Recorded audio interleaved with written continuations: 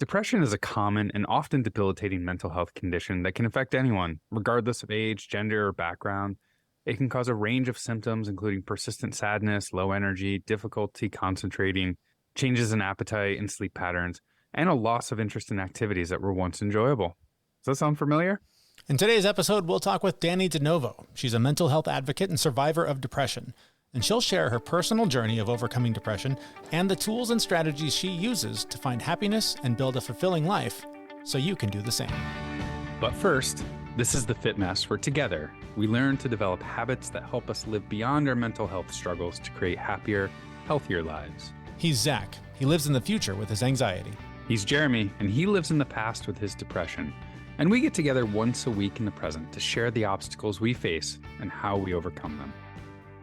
In order to be happy, you've got to do, a multitude of things like we'll hear about like on a pretty regular basis. And if your routine or those things that you're doing, if they're not quite right, or they're, just like one of them is way off, it can throw a wrench into the happiness project. I'm telling you, and the last couple of weeks has really just shown me how all of those things need to hit on all cylinders for me, or I just kind of go down this hole and I don't feel good. And I recognized it this week, what I was doing wrong. I fixed it, and hey, here I am smiling. I'm happy to be here. Life is great. I woke up really happy. Nice. So we have a guest who's going to get into all the great ideas, great suggestions, little things you can be doing throughout your day. But Zach, I'm curious. So you did that introspection. You got curious. What were the things that you weren't doing? So what do you normally do, and what fell through the cracks, and how did you end up where you were? So in this particular case, it was sleep. And I was a little bit sick too, but I couldn't sleep well. So I was getting very, very, very little sleep.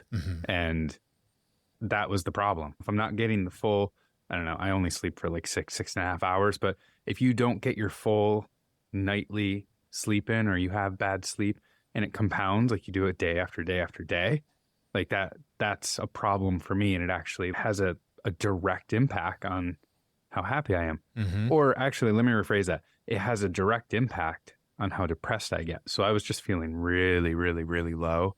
And it was literally just lack of sleep. And because I was not sleeping, I wasn't exercising right.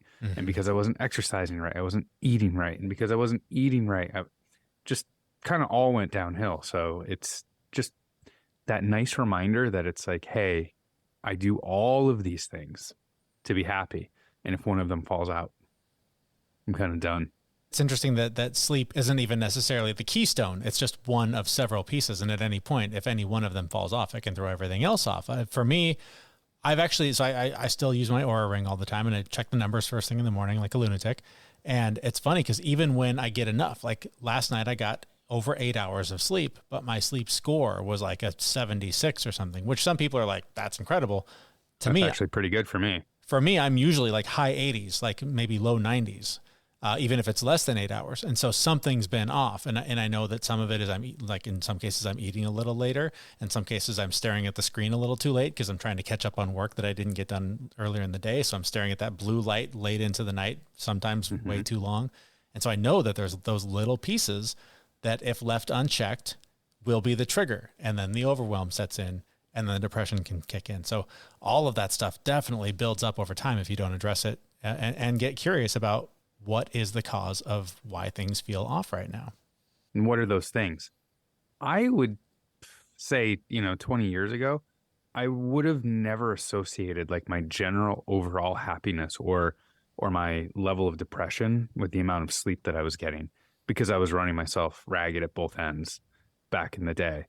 And I wasn't miserable, but I was okay. I was also young and I could recoup a lot quicker. But at 43, the bounce back is a little slower these days, is it? Little, and that's underwhelming.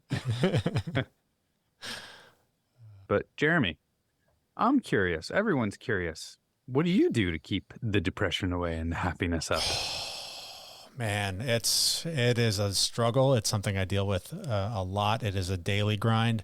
One of the most effective tools I've found is just the cold. I just love putting my body in a position where it's just got to fight for that next breath, that next hope for warmth, because it just is such a reset. It's rebooting your computer. It's just going back to, okay, just survive the next 2 minutes.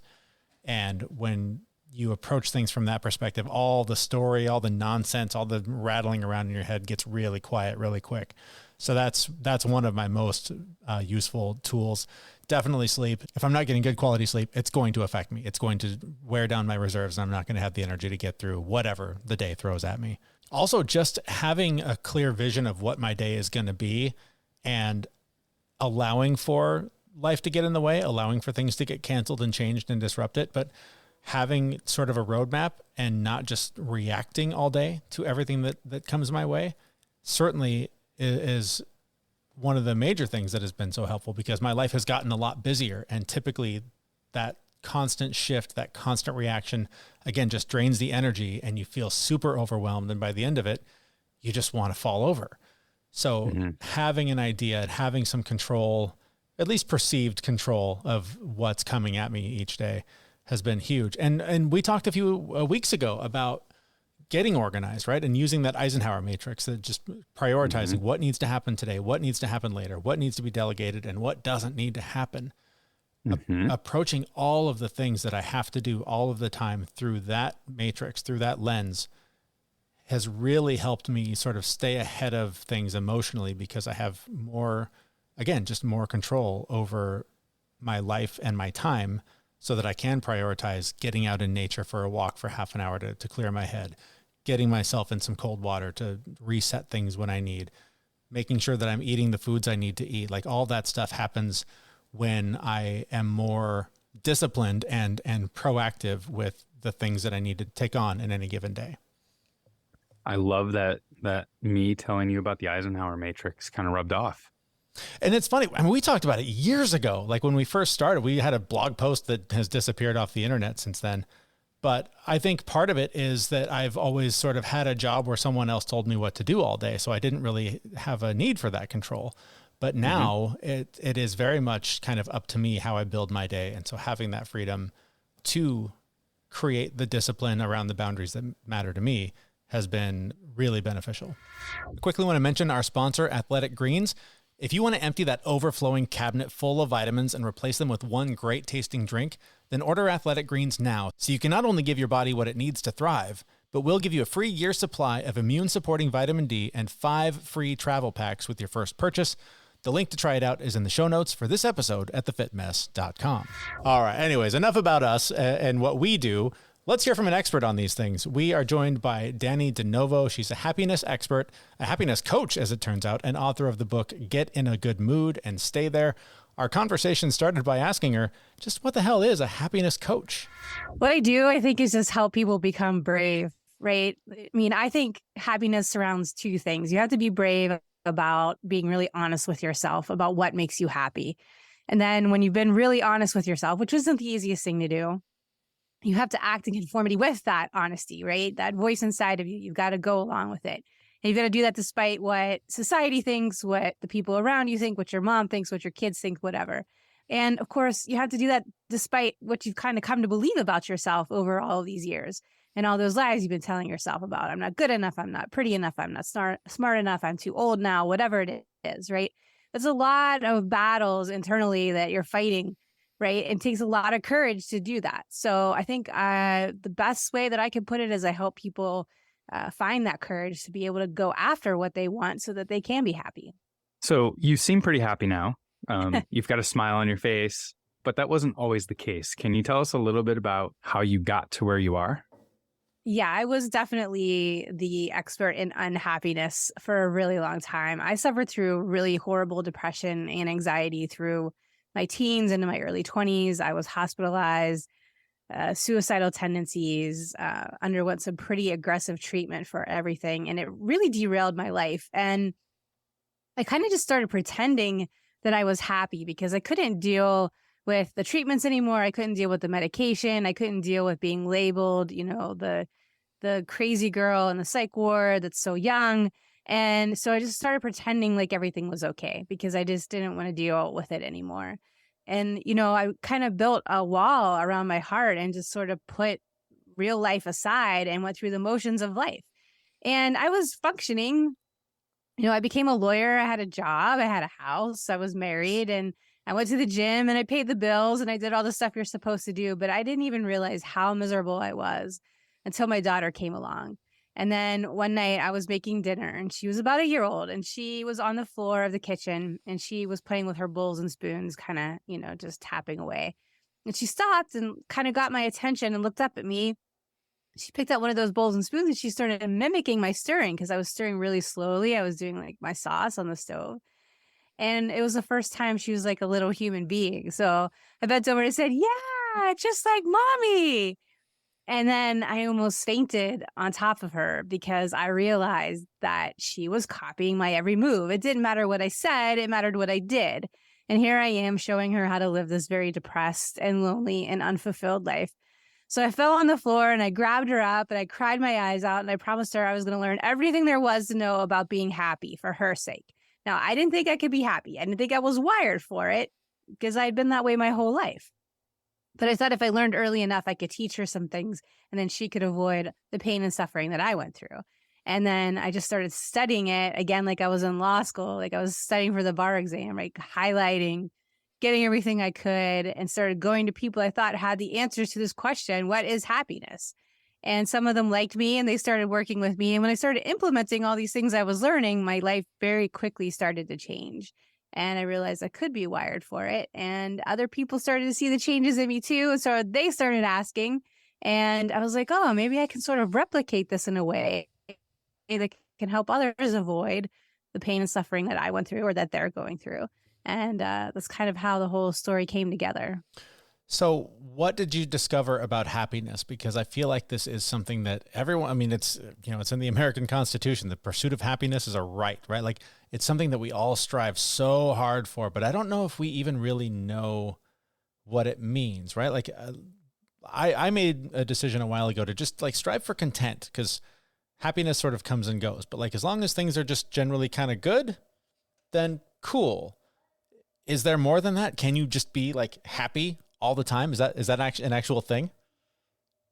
Well, I think you can. I don't see happiness as sort of this elevated state, right? To me, happiness is a state of being that's sustainable, and being up here all the time is not sustainable, right? Mm-hmm. Yeah. So for me, happiness is kind of finding that equilibrium where things are good for you, but where you have this sort of sense of connectedness every day and you're experiencing the subtle joys in moment to moment. Maybe not every moment, but you're aware enough to come back to the next moment when you might be having a bad moment, right? So you're sort of saving as much as you can throughout the day.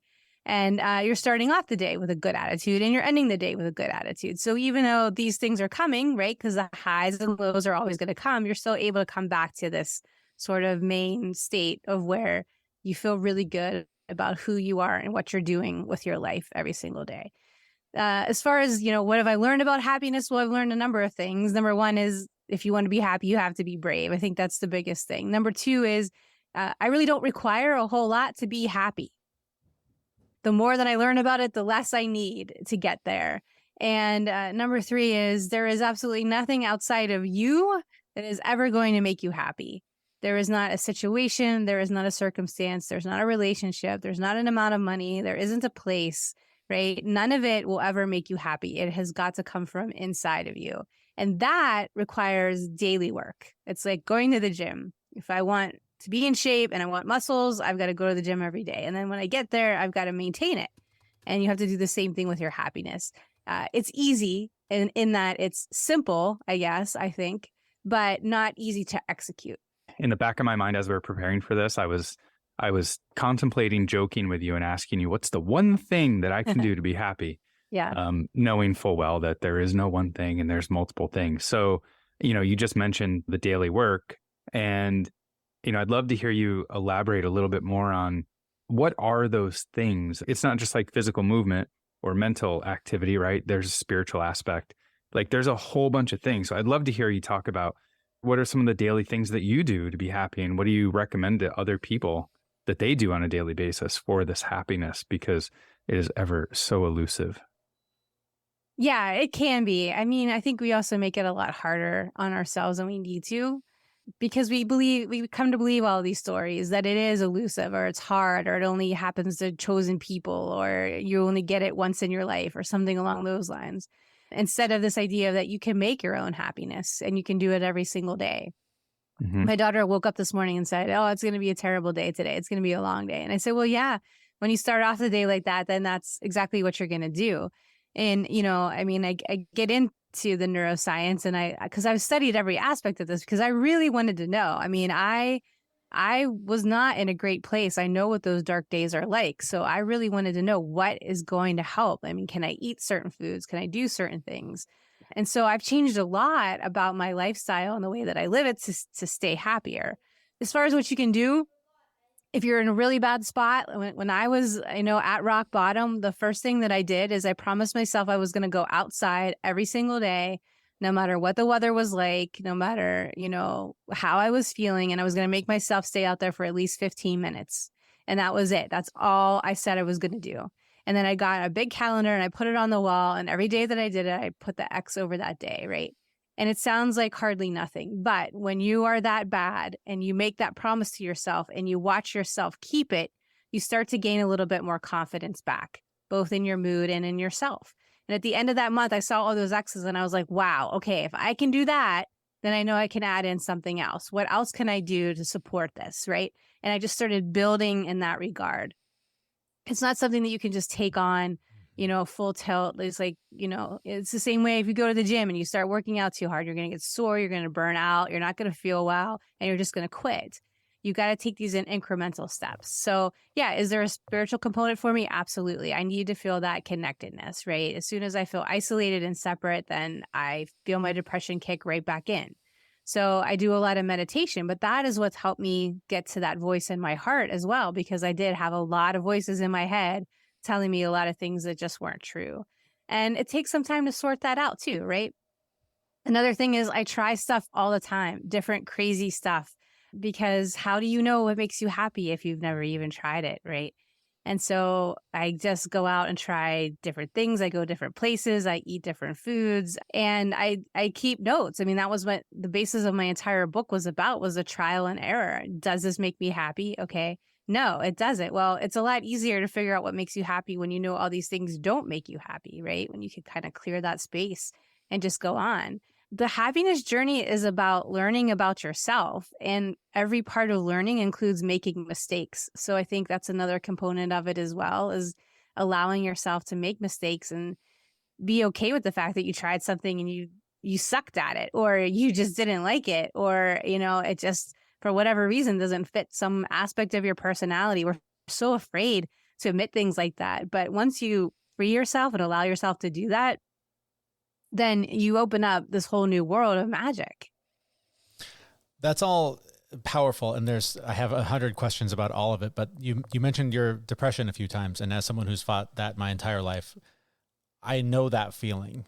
And Yeah. I don't know if it's the same for you, but there are times when you're in that dark place, you know better, right? You know there's a path out, but I've never been able to appropriately put it into words, but there's maybe a comfort. Maybe there's something about being in that place that's hard. It's familiar. It's hard to get, like, it's even when you're like logically, I can do other things. I know how to fix this. I know how to feel better, but just physically getting your body to do the thing, there's just, it's almost like there's this bridge that's supposed to be there and it isn't.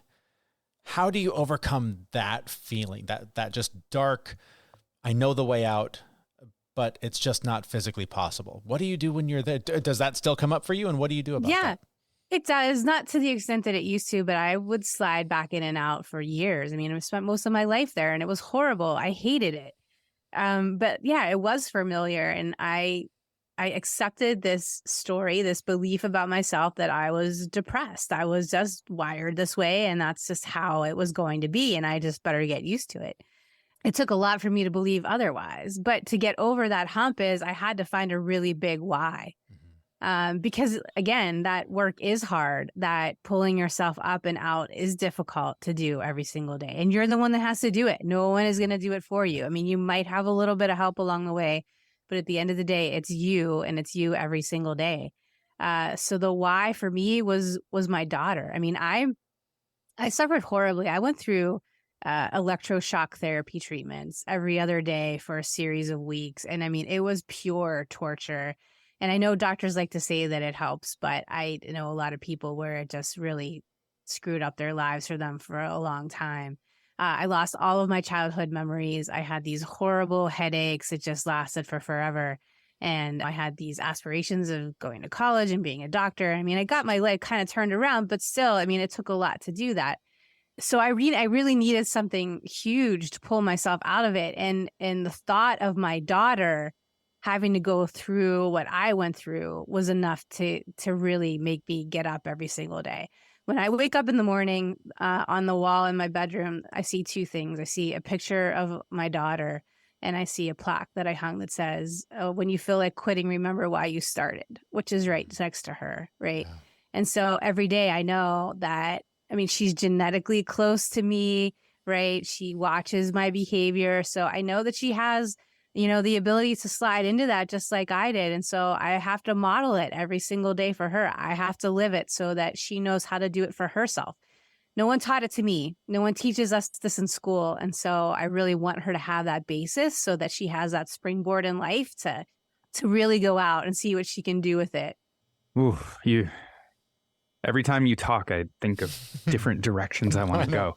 Hearing you talk about the treatments that you went through and how you're, changing your life. Treating depression today is a little bit different than it used to be, I guess. I don't know, there's a lot of drugs out there. There's a lot of treatments that, questionable whether they work or not. I'm just curious, like, what are your thoughts on all of these treatments, medications, psilocybin in general? Like, do you think that it's a lot of placebo effect, or do you think that there's real help in medications and psilocybin, and do you think that the shock therapy actually works for some people too? So with respect to the electroshock therapy, I think it can be helpful for people because it does have a way of sort of resetting your brain, like the mechanism part of it. I know I was completely out there. I had no idea what planet I was on. I walked into traffic. I got hit by a bus. I mean, I just was out there. And I know that people who are elderly tend to utilize it when they've lost a spouse and they can't come out of that depression.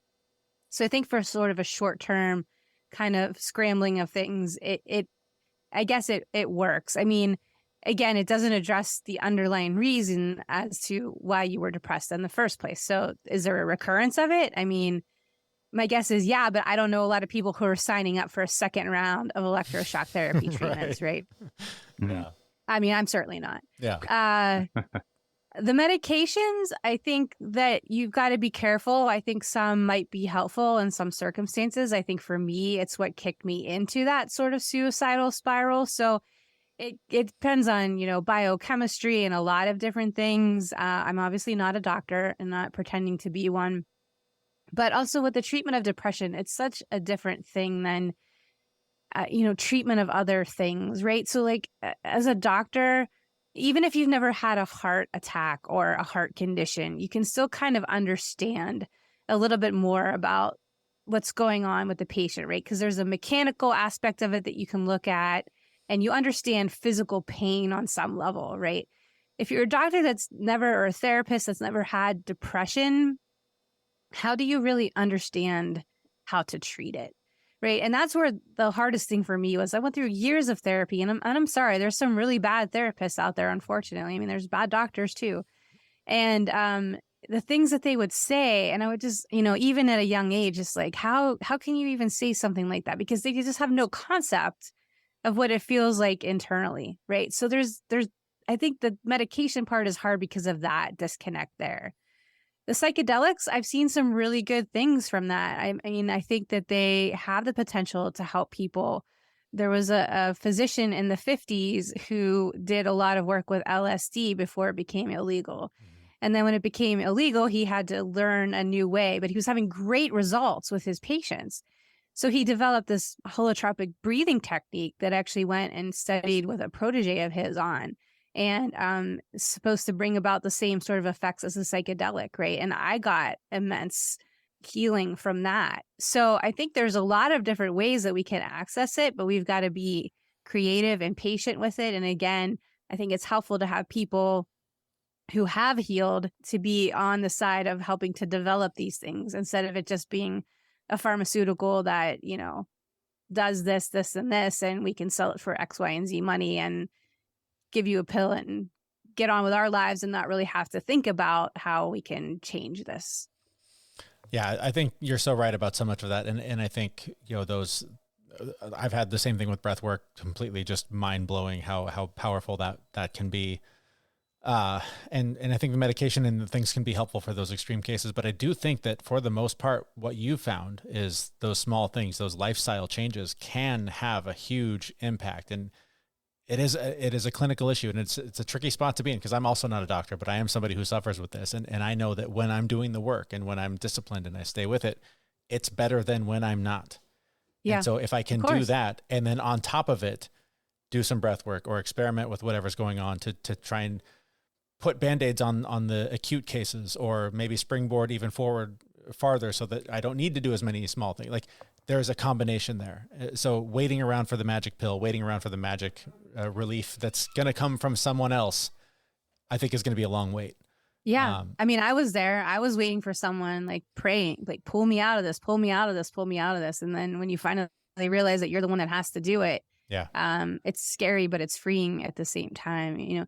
I had so many therapists say, "Oh, honey, it's okay to be depressed." Well, no, it's not. Yeah. It's okay to have feelings and to process through them, but it's not okay to sit in this perpetual state. It's not at the age of 16, right? Especially when I didn't really have anything going on in my life that should point to any sort of depression. We just have this really bizarre outlook as a society about things. It's not okay to be depressed, but it's not okay to go through the messiness of healing yourself so that you're not depressed anymore, right? So it's like, what are you supposed to do? You do what most people do. You walk around and you fake it, like I did for how long? And then one day you wake up and you realize that you've never been happy and that you're completely wasting your life. And I could not sit with that regret. I think that was another thing that really kicked me into action too, is just the thought of, I lost my father. He was young when he died. And the thought of, waking up one day and being faced with the fact that this might be your last day and you've not really lived it. I can't do that. You mentioned, and we've talked a lot about the small things, and you've tried a lot. And so with just a couple minutes left that we have here, if someone's hearing this and then this is connecting and they're like, yeah, this sounds like me, I want to do something different. What are some of the entry points that you found? What are some of the smallest steps that someone could take and see the greatest impact from? Yeah, I don't know if they're small, but they're controllable, right? And you can document easily. You can sort of keep statistics on yourself as far as this goes. Changing diet, I think, is a huge thing. Sugar is a huge feeder of anxiety and depression. And I'm not talking about cutting down on sugar. I'm talking about taking it out of your diet completely for, months and seeing where you stand on the other side of that. Or other foods even can do a lot. I see fluctuations in my daughter when she eats certain things. So that's like an easy, in that it's simple route, right? Not easy to execute. Like taking sugar out of your diet is really, really hard. Yeah. Another thing too is, I think, starting the meditation or the breath work and really getting to a place where you feel like you're listening to that right voice. Because at the beginning, it's really tricky. We're so used to listening to other people instead of going to ourselves for the answer. And you have the answer. And then once you kind of get used to that voice and you feel comfortable with it, trying out some of the things that it wants you to do. Because again, that stuff is scary, right? I say that I kind of recreate my life one epic screw up at a time, but I use a different word. And you know what? That's where I am now. It's just like, how many times can I screw this up today? Not in a reckless way, right? Not in a way that's going to harm anyone or anything like that, but in a way that isn't perfect, that doesn't, look good from the outside. I really want to get to the heart of this. I really want to know who I am. And how do I know that if I don't really test it? Right. So, just kind of having fun with it, lighten up a little bit and have some fun with it, and don't take it so seriously. It's a serious endeavor, but you don't have to take yourself seriously through the process. Oh, I love that. I try so hard not to take myself seriously. It's made a huge change in my life. So where can we learn more about you and your book? I'm going to make sure we mention the book. Yeah. So everything's on my website at DannieDeNovo.com. I've got some free tips there too, and some media stuff that you can just kind of peruse and get some different angles on. And my books are there, but they're also on Amazon.com. So I understand you have a program coming up in January that people should know about. Yeah, I'm going to do a program probably starting late January, maybe even early February, because that's the time when, we've decided that we're either sticking with our New Year's resolutions or we've already fallen off that wagon, and just kind of help people regroup and see, again, how can I implement these things throughout the year, build month by month so that by the end of the year, I've got all these tools in my tool belt that I can utilize. And, can I get to a higher level of living? Can I be that happy person? Our thanks to Dannie De Novo, author of Get in a Good Mood and Stay There. You can find links to her and her work in the show notes for this episode at thefitmess.com. I love that conversation. One of the things that really struck me was this story she told about how her daughter was mimicking her. I had a similar situation not too long ago with my 11-year-old daughter, where I told her to put her phone down and she shot right back. But Dad, you're always on your phone. You're on it right now. And I made up some excuse like, I'm working. And meanwhile, I was on Facebook. Yeah. Like they're watching, like they can see these things. And like if you are outwardly unhappy, outwardly depressed, like they will see it and they will mimic it. And like they'll carry on that story that you tell yourself. That really struck a chord with me. Yeah, that, and then it just opens the door to a lot of, I guess, vagueness, a lot of how this is tricky, right? When you're talking about depression, this is something clinical. So there are going to be a number of different, literally medical treatments, different procedures, some radical, some not so radical. It's going to be different for everyone, and it takes a ton of experimentation. I know I've taken, I don't even know, a handful of different kinds of antidepressants and had initially good results with some, and then it eventually turned bad and had to stop taking them. In her case, she talked about electroshock therapy, which just sounds traumatic and horrible. But even she says maybe there's value in it for some people. Who knows? So this is just such tricky territory and really requires a medical professional's opinion to get to the root of it in most cases. So just be very careful with any of the stuff that we're recommending here, including just even the small steps that it takes, right? I mean, with all this stuff, whenever you're trying to make a change, take it small, take it one step at a time, because if you do overhaul everything, you don't know what works. You don't know what's making things worse, but we know, and we talk about all the time here, right? You got to just make those micro adjustments, those tiny steps, and just build on those habits over time. There is no race here. Nobody's going to get to the finish line ahead of you. You just have to take it one small step at a time. Yeah. It's impossible to know what's working and what's not working for you if you don't do it that way. If you introduce like 35 changes and you feel like crap, it literally could be one of those changes that's making you feel like crap. And the other 34 were great, but you're going to quit all 35 because of that. Yep. So how do you eat an elephant? One small bite at a time. And like with all of this stuff, we, especially when it comes to your mental health, if you are in a dark place and you need help, seek it. If you are in a dark place and you don't think you need help, you probably should seek it even more. It's a dangerous place to be.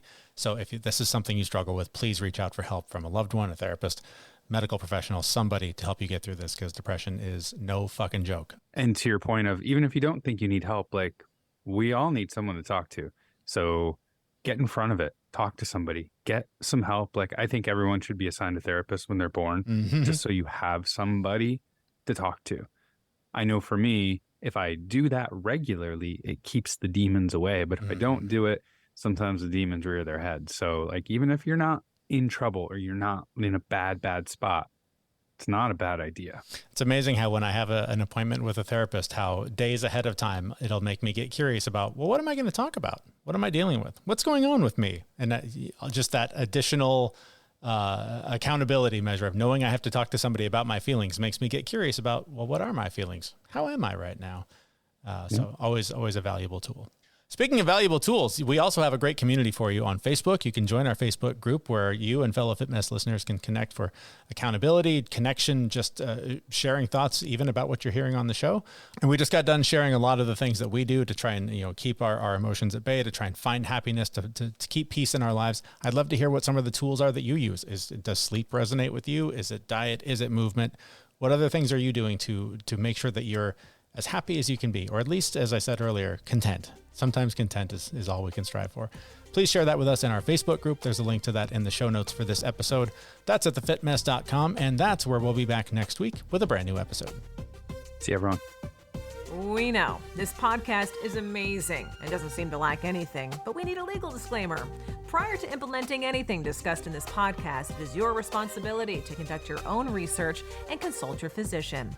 You should assume that Jeremy and Zach don't know what they're talking about, and they're not liable for any physical or emotional issues that occur directly or indirectly from listening to this podcast.